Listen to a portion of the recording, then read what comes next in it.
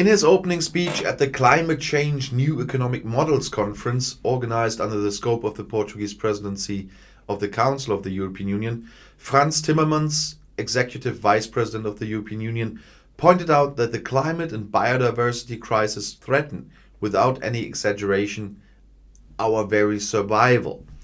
In a recorded statement, Timmermans said, "Even though the pandemic still dominates our daily lives, Europeans still strongly and increasingly support climate and environmental action." On the current situation, he emphasized that the pandemic has taught us a harsh lesson about how our own health and well-being depend on that of the planet. Timmermans said he completely agreed with the Secretary General of the United Nations, Antonio Guterres, who said that making peace with nature is the defining task of the 21st century, adding that we have just a limited number of years left to avoid causing ecocide. On the conference program, the Executive Vice President underlined the relevance of debating the bioeconomy and the circular economy. To become the first climate-neutral continent by 2050, we must decouple growth not only from emissions, but also from resource use. We must embrace the bioeconomy, respecting the principles of the circular economy, profoundly changing the way products and services are designed, made, and consumed. The EU market should be for products that are durable, reusable, repairable, and safe. Products that are designed for high-quality recycling.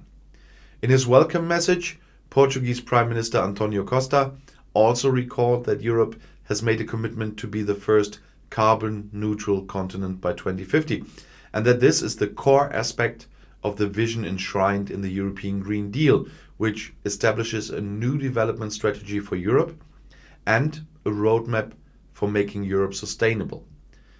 The pandemic has reminded us to pay closer attention to the risks scientists have been warning us about and to redesign our development strategy. The economic model that brought us to this point has no future and will not allow us to respond to the main environmental challenges.